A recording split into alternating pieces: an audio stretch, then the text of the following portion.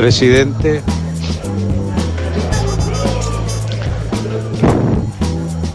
lo felicito.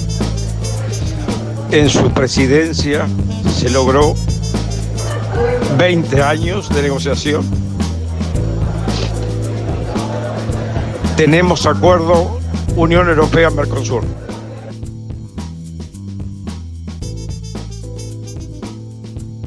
Hola, hola, ¿qué tal? Bienvenidos a un nuevo episodio de Derivada Política, este podcast pensado para un poco bajar a tierra estos conceptos de la política argentina, para ponerlos en palabras propias. Me acompaña mi querido amigo, el señor Nachito de Pablo. Nachito. Como a nuestros oyentes, espero que anden bien. Les cuento que tenemos redes sociales. Le tenemos que contar que tenemos redes sociales, pero primero déjame darle la bienvenida a nuestras compañeras. Primero Pamela Méndez. Hola, ¿qué tal? ¿Cómo andan? Y bueno, Rosario Radaeli, que estamos grabando en una tarde, pero tiene una tarde furiosa. Sí, la estoy pasando re bien. Espero que eso se manifieste acá en el aire porque tenemos tela para cortar. Nos pueden seguir tanto en Twitter como en Instagram, todo bajo el mismo rótulo de Derivada Política. En Twitter somos Derivada P. Igual, si nos buscan como Derivada Política, vamos a aparecer. Ustedes ya saben cómo son las redes sociales, no hace falta. Decimos los arrobas por una cuestión de protocolo, pero saben que nos encuentran bajo la etiqueta Derivada Política. El capítulo de hoy nos trae un poco la coyuntura a esta mesa de trabajo, de escucha, de conversación. Y la coyuntura tiene nombre y apellido. Se llama Acuerdo entre Unión Europea y el actual gobierno de Mauricio Macri, pero el Mercosur, más que nada.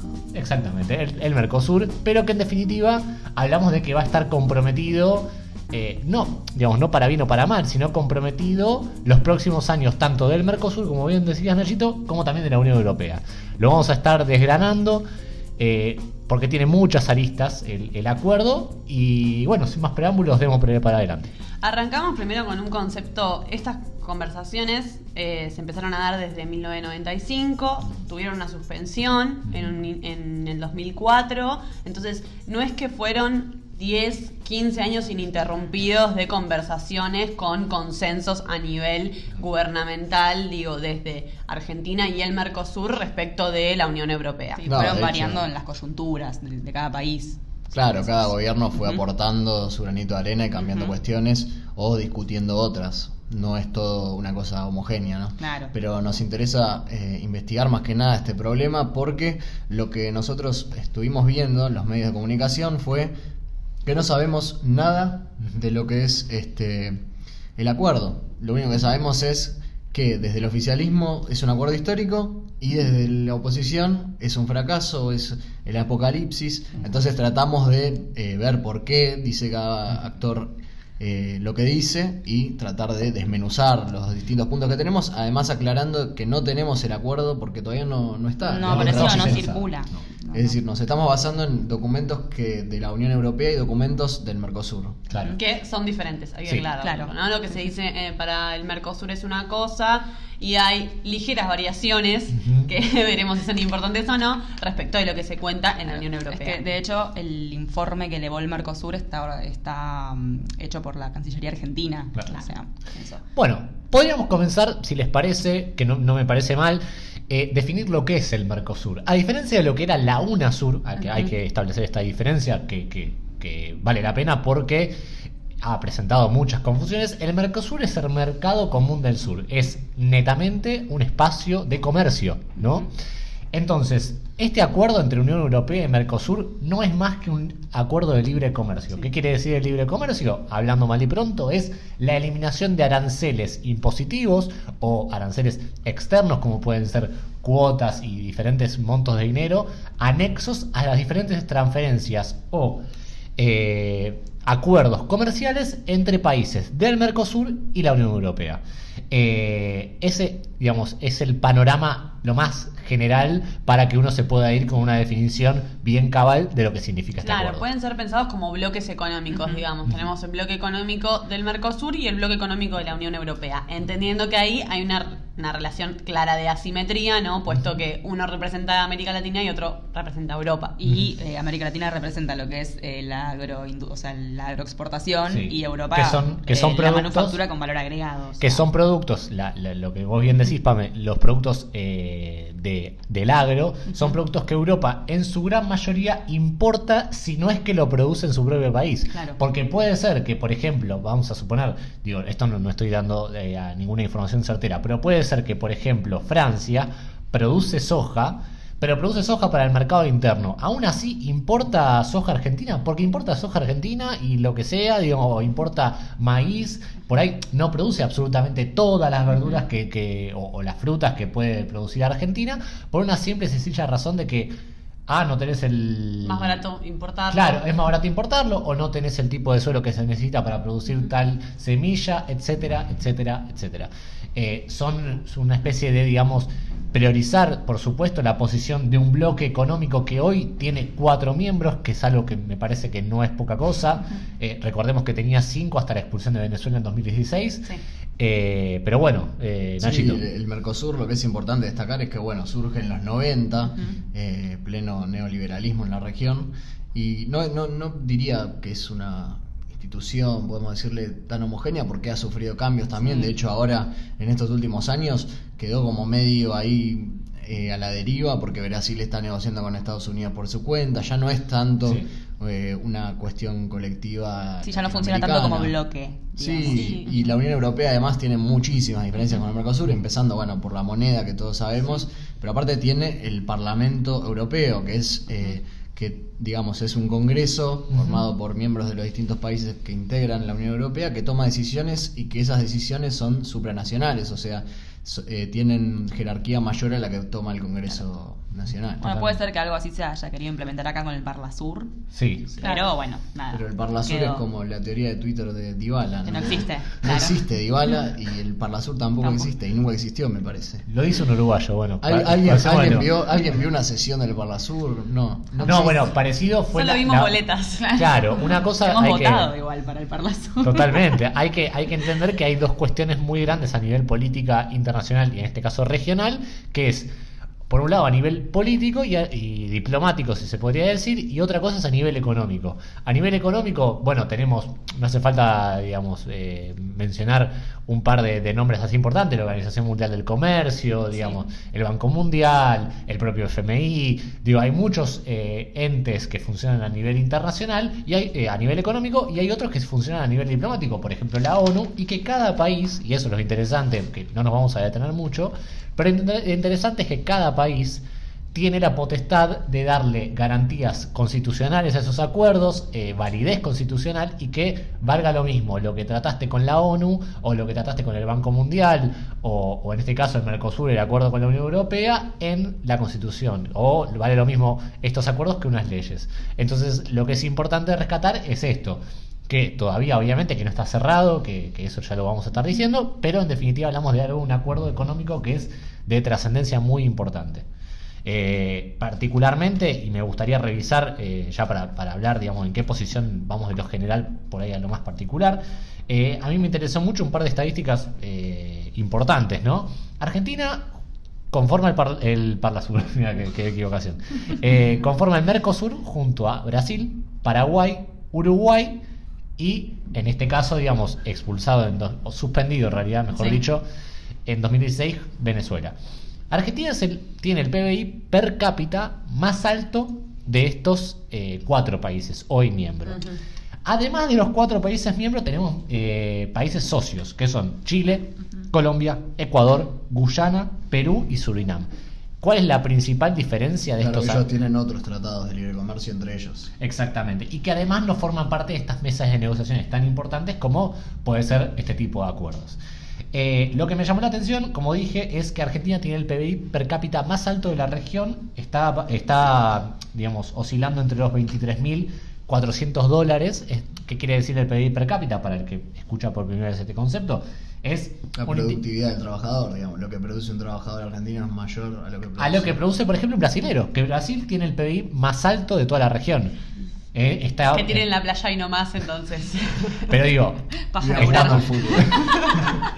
totalmente, tiene, digamos, compite Argentina con 50 millones de habitantes contra un país que tiene más de 200, Claro. 230 creo que es el último censo brasilero. Brasil tiene un PBI de 3 billones 72 mil 607 millones, digamos, como para redondear el número, contra, digamos, un PBI de Argentina que anda rondando los 900 mil millones de dólares.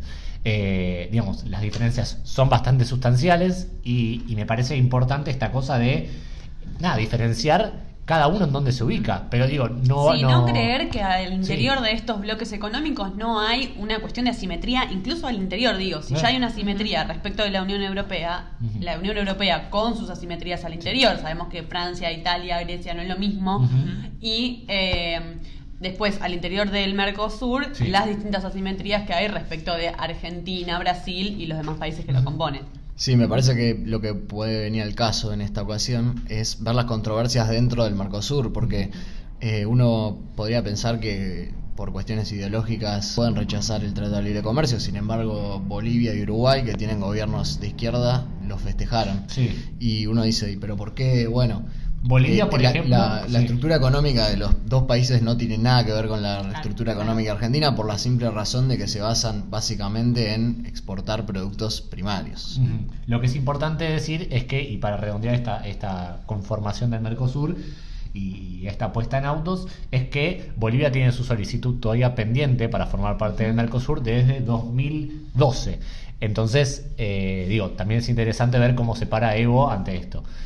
Todo esto, y para terminar de cerrar, ya nos vamos a meter con lo particular del acuerdo, está enmarcado dentro de lo que es la guerra comercial de Estados Unidos y China. Y no me parece menor, digamos, discutir o por lo menos hablar un segundo de esto, porque estamos hablando de dos bloques económicos ya de por sí, y son dos países, probablemente las dos potencias mundiales más grandes de hoy en día, que además, pero dejan afuera a dos continentes así de grandes, a América y a Europa. Entonces, es lógico que en este momento se dé una especie de por lo menos de acuerdo, de decir, mirá, muchachos, algo tenemos acá, claro. Sí, explica algo que decía Nacho hace un rato, que es la cuestión de que Estados Unidos se encarga, Trump se encarga de hacer acuerdos con países del Mercosur, pero individualmente. Sí, obvio. Para que también Latinoamérica vuelva a reestructurarse como una especie de patrio trasero económico de Estados Unidos, ¿no? Sí, y que también entendiendo, y ahora lo vamos a ver bien graficado, la guerra comercial Estados Unidos y China, porque ¿qué hace Trump, básicamente? Es la América, en realidad, digamos, los Estados Unidos, para los americanos, ¿no? Claro. Un poco es, la manufactura estadounidense vale mucho, puedo producir materia prima, puedo producir bienes manufacturados, pero yo no se lo voy a vender a todo el mundo al mejor postor, no, yo voy a ir a donde realmente me interesa a mí y a los productos que a mí me interesa comercial. Por ejemplo, por eso fue tan conocido el hecho de los acuerdos con los limones de acá en su momento. Bueno, pero tomando a colación ese tema de los limones, es raro el acuerdo en esta época porque el mundo está muy proteccionista para sí, y tenemos el ejemplo de Trump. Macri se reunió 500 veces para que le dejara entrar unos limones, y Trump de hecho ganó en Estados Unidos en lugares donde habían cerrado fábricas, ganó porque prometía medidas proteccionistas para proteger el trabajo de los estadounidenses. Sí. Lo importante, y vamos a cerrar el tema de la guerra comercial Estados Unidos-China, en 2018 Trump anuncia la intención de poner aranceles a los productos que entran de China, que tienen una relación no solamente comercial, sino también que China, y esto es un detalle, China es dueña de gran parte de los bonos de deuda estadounidenses, de tema de deuda externa. Que eso Trump lo suele anunciar a través de Real Donald Trump. Donald Trump. Y se sacude el mercado cada vez que tuitea el chabón. Totalmente. Pero bueno, anuncia la intención de colocar aranceles de $50.000 millones a productos chinos bajo el artículo 301 de una ley de comercio del 74 de Estados Unidos. Y a la vez China le responde y dice, perfecto, vos me pusiste 50.000 millones de impuestos, a cambio te arancelo 128 productos de Estados Unidos, incluyendo soja, que es el principal, no solamente es la principal importación de China a nivel mundial, sino que es la principal exportación de Estados Unidos a nivel materia prima, Digamos, O sea, competimos con Estados Unidos, básicamente. claro, pero lo interesante de esto, y cerramos acá, es que Estados Unidos produce soja más que nada para consumirla internamente. Aún así, se lo comercia a China por una cuestión de que China, a ver, son 1.000 millones de habitantes, chicos. O sea, hay que darle de comer a... Pero, bueno, Y cerremos, aparte que China, sí. produce soja también, pero en mucha menor medida. Totalmente, Digamos. Claramente totalmente. no alcanza Por para eso- alimentar a todos y no creció tampoco la producción de China, Ujú. la producción de soja en China en los 20 años de estos de... Claro. Por eso me parecía interesante, como vos decías bien, Nachito, el hecho de cómo lo fragmentado que a la vez está el mundo, pero a la misma vez cada uno mira su propio ombligo, pero a la misma vez trata de apenas mostrarse al mundo, a ver qué tengo yo en particular para mostrar. Ya no está esta cosa, digamos, de soy el supermercado del mundo o soy el granero del mundo. No, yo te produzco el mejor girasol de la región, te lo vendo y así. ¿Me estás diciendo que el presidente está equivocado, acaso? Yo No. lo que quería decir es que Sí. más que preguntarnos si el acuerdo es bueno o es Sí. malo, lo que hay que hilar un poco más fino y preguntarnos es bueno para quién, es malo para quién. Por Digo, eso. porque no impacta de la misma forma en distintos sectores y ahí podemos entrar un poco más en profundidad en lo que es el acuerdo, ¿no? Bueno, entremos de lleno, Nachito, si te parece, en lo que es el acuerdo específico. No, decir un poco que tener Sí. en cuenta que un tratado va a modificar las formas, va a conformar una nueva forma de, digamos, económico, político, social Sí. en los países que lo firman. Si bien sabemos que esto no va a pasar mañana, sabemos que va a tener una implicancia en los próximos 15, 30 Sí, años. sí. Y bueno, es un poco pensar en el futuro, digamos, Sí. pensar qué sucede a partir de este tipo de tratados. Bueno, concretamente el tratado implica eliminación de aranceles, esto está, digamos, ratificado, la eliminación de aranceles liberando el comercio de un 99,9%, atención a este número, como 9% de las importaciones que vienen del Mercosur, pero atentos a este dato. El 81,7% de esos 99% de importaciones que entrarían son aranceles de importación. O sea, yo te saco de ese 99% que entra, te saco en aranceles de importación. Impuestos, todo lo que tenés que pagar en la aduana, digamos. Como cuando uno entra, no sé, voy a poner, digamos, un celular al país que tiene que pagar en la aduana. Bueno, yo entro con, no sé, mis peras a, qué sé yo, Ucrania. O entro a Ucrania, ¿qué tal? Bueno, usted tiene que pagar de estas peras, no sé, 20 pesos. De esos 20 pesos, vamos a suponerlo, 20 euros, yo te saco el 81% de eso. Pero a la misma vez tenés un 17,1% de ese 99% que se compone en cuotas o preferencias comerciales. Es decir, si yo no te puedo pagar, porque la gran realidad es que estas cosas no se manejan en efectivo, sino o se manejan o con bonos o con pagarés y así, digamos, esa clase de transferencias tienen también una reducción de aranceles. Sí. Pero eso es lo que dice el Mercosur. Claro. Después viene la otra parte que La otra dice parte, que es la lo que- Unión Europea. que es lo interesante Claro, también, sí, sí. porque la Unión Europea en su informe dice que, bueno, sí, se abren las importaciones, se liberan las importaciones, se quitan los aranceles, pero, digamos, revisando el tema de las cuotas, porque hay sectores agropecuarios que son proteccionistas, como hablábamos recién, entonces hay países como, por ejemplo, Francia, Italia, Bélgica y Polonia que no quieren que los productos extranjeros invadan su mercado Sí. interno para no perjudicar a su producción nacional, digamos. De hecho, de Francia circuló un montón esta semana que estuvieron haciendo más o menos como el lockout patronal que hubo acá cuando fue la 125, o sea, tractores en el medio de la ruta, gente, o sea, Sí, no real. son muy civilizados. A los la franceses. Angelis le gusta esto. Bueno, sí, que Francia de hecho dijo que no sé si estaba preparada para ratificar el acuerdo, porque Claro. bueno, también hay que recordar que Sí, Macron, el acuerdo no va a entrar en vigencia hasta que no lo aprueben todos los congresos de Bueno. todos los países involucrados. Entonces, digo, no es que mañana ya... Sí, que vamos son a 28 tener- los países. Caminamos, Claro, así que tranqui. Tomémoslo Tipo, con soda porque sí, falta... claro. Sí, fue más una estrategia política Falta la- presentarlo ahora que algo concreto. digamos. Sí, además, si llega a cambiar el signo político, uno no sabe Andás qué a ver puede qué pasar. pasa con esto, claro. O sea, está atado a muchas cosas que no sabemos cómo pueden Sí, evolucionar. Para terminar este detalle, este desglose de cosas involucradas, de sectores de la economía involucrados, a la misma vez que el Mercosur, digamos, a la hora de entrar a Europa, se le eliminan esta serie de trabas, A Europa también se le eliminan una serie de trabas, ¿no? Ajá. Se le eliminan los aranceles en un 35% a los autos, por ejemplo.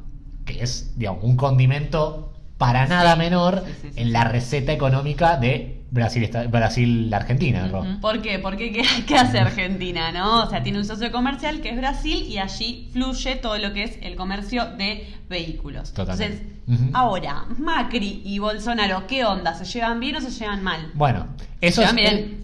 eso es lo interesante. De hecho, si ustedes se fijan, el que tuvo la chance de viajar a Europa, que es algo que no está de más introducirlo, la marca Chevrolet, que es una marca, creo que es brasilera, pero que se comercia, digamos, tranquilamente entre Brasil y Argentina. De hecho, es el auto que creo que más se vende entre ellos dos.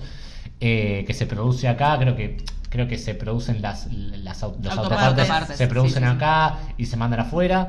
Lo cierto es que, por ejemplo, la marca Chevrolet afuera, en Italia concretamente, se llama Opel. Para el fanático del fútbol, el Milan en su momento tenía Opel en la camiseta. Bueno, también los autopartes, las partes de los autos, reducirían de un 14 a un 18% sus aranceles a la hora de venir al Mercosur. Seguimos, maquinaria, del 14 al 20% de la eliminación de aranceles. Productos químicos, también un 18%. Y acá es donde me quiero también detener un poco, productos farmacéuticos. Sí. También un 14%. Un mercado argentino concretamente y brasilero que se encuentra prácticamente en manos, en su mayoría, nacionales. De hecho, el bloque nacional, conforme pasan los años, le está comiendo cada vez, no solamente mercado, sino también le está comprando productos a empresas internacionales y se va adueñando del mercado. Digamos, por poner un caso muy concreto, el laboratorio Ruemers, el de la cajita amarilla y negra, el que lo conoce todo el mundo, porque en algún momento alguien se tomó un Sertal, un Amoxidal. Digamos, no solamente comercia acá en Argentina como empresa, comercia en Uruguay, comercia en Brasil, en Venezuela, en Estados Unidos. O sea, no estamos hablando de una empresa chiquitita. No es una pyme. No vendría a ser una pyme. Bueno, lo que yo quería destacar es que, bueno, así como en Francia hay preocupación por los productos primarios que pueden llegar desde Latinoamérica para Europa, que Latinoamérica claramente tiene ventajas para competir con respecto a eso, acá en Argentina hay mucha preocupación desde sectores textiles, sectores industriales, que están manifestando su preocupación por también la dificultad para competir, ¿no? Un 28% se vería afectado de los aranceles de los productos que vienen de afuera. Que a eso hay que sumarle otra cosa. Argentina está en crisis, ¿no? Entonces, además de todo este acuerdo, o sea, tenemos encima una crisis que uno no sabe hasta qué punto va a llegar. De la industria encima. Claro. Bueno, igual hay que ratificarlo, pero bueno, no importa. Pero bueno, bueno, yo quería sumar otra cosa, otra lista que me parece recontra interesante, que es que la Unión Europea logró el acceso a licitaciones de compras gubernamentales para constructoras y proveedores. Eso es lo interesante también, Ro. ¿Qué significa esto? Estamos hablando en un momento en el que en Latinoamérica se está disputando a nivel mundial esta cuestión de ingresar las constructoras a los países latinoamericanos para jugar en las licitaciones.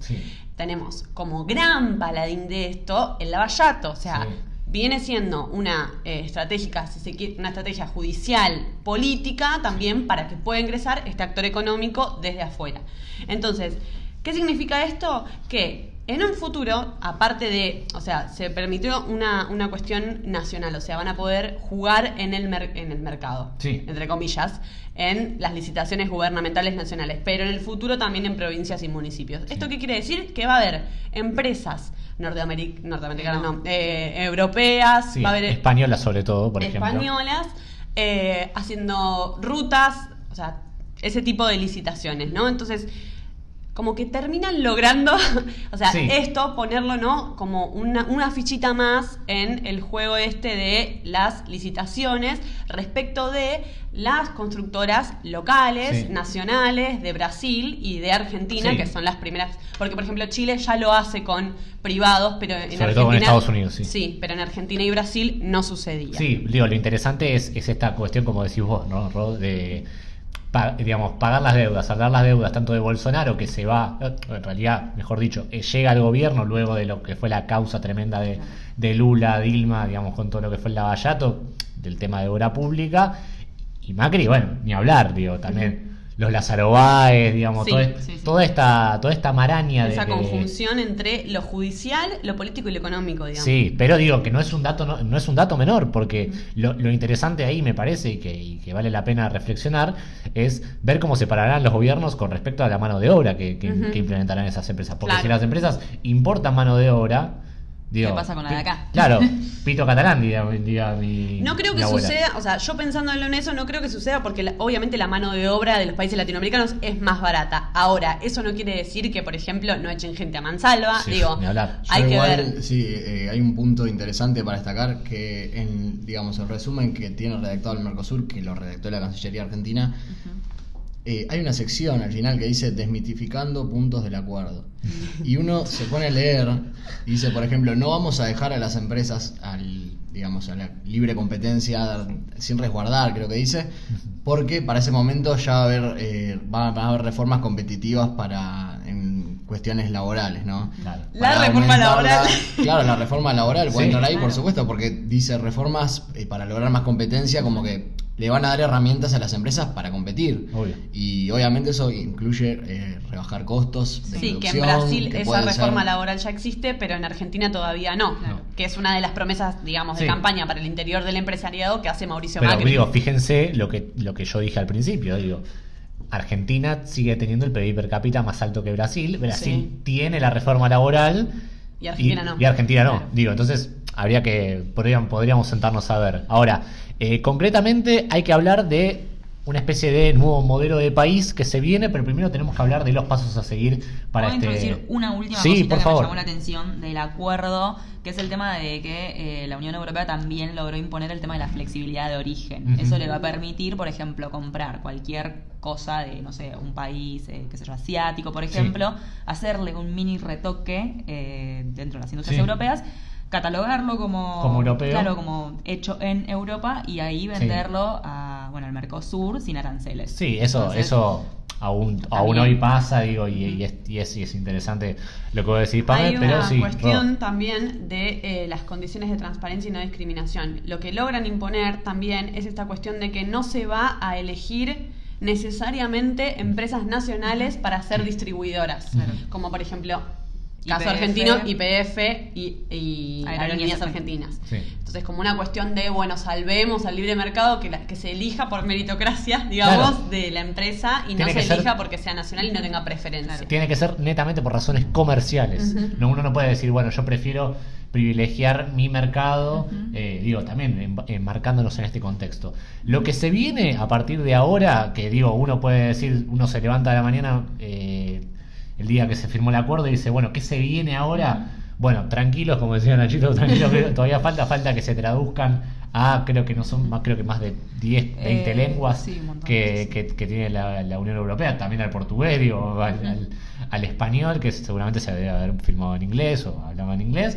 Pero bueno, lo concreto que se tiene que traducir tiene que pasar todavía por los 4 parlamentos, digamos, de el Mercosur, de estos 4 países miembros.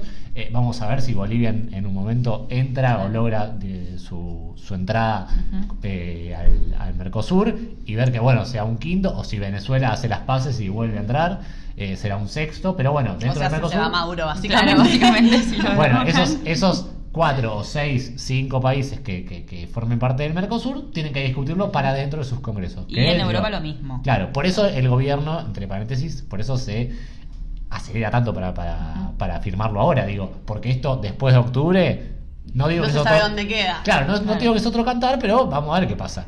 Que En es- Europa, sí. Es una movida política, como decíamos recién, anunciarlo ahora. Porque, a ver, ¿qué sentido tiene anunciar que se firmó, se pactó Un ahora? preacuerdo. Claro, un preacuerdo que no sabes qué va a suceder, que tiene que pasar por 28 congresos diferentes. Totalmente, sí. Pero bueno, también juega a la movida discursiva del gobierno de volvimos al mundo, estamos tratando de vuelta con los países serios, o sea, Sí. abona a todo eso y también introduce estos temas de la competitividad. Bueno, los Para Vamos, mí hay sí. que destacar ahí también el apoyo que tienen estos gobiernos neoliberales latinoamericanos, porque se aprueba un acuerdo que hay reticencias y hay como tensiones respecto de lo que sucede en la Unión Europea. Pero bueno, es también pensar en el futuro, Sí. digamos, de cómo Latinoamérica va a servir mejor Claro. para los países eurocéntrico. Si bien habíamos dicho algo, ¿no? de la cuestión al comenzar el podcast, de este tema de que la oposición le salió con los tapones de punta. De hecho, Alberto Fernández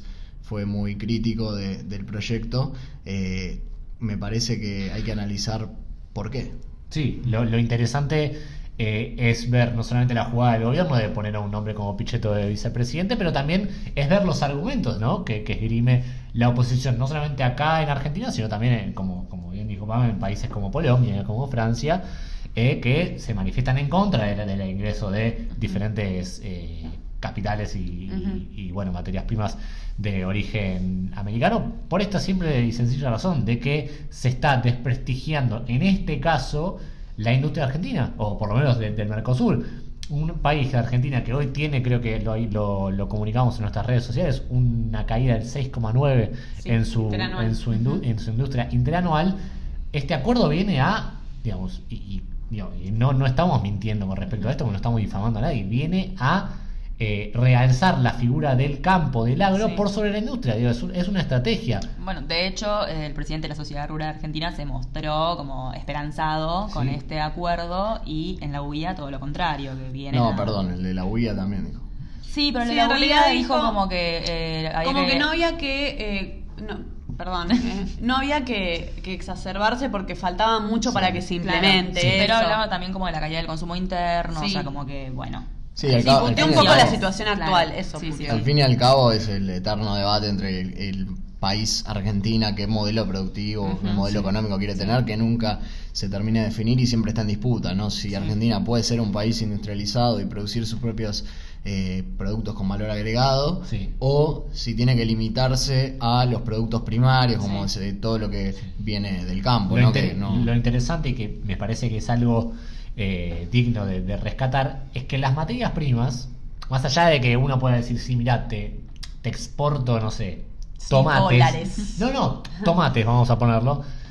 El tomate no es que cae la bolsa de tomates en toneladas a, no sé, vamos a suponer España, Portugal. No. Ese tomate llega en forma muchas veces de lata, por ejemplo. La lata es un producto de manufactura, entonces, digo, también eso... El de la UIA entiendo que también te entenderá. Bueno, pero no es de esta manera tan lineal. Sí.